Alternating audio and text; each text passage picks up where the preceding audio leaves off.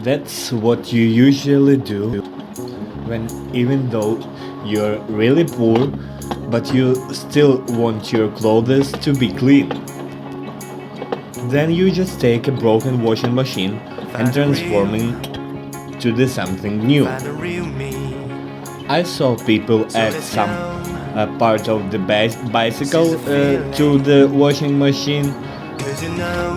So since I created this, I started searching for parts from a bicycle to recreate that device.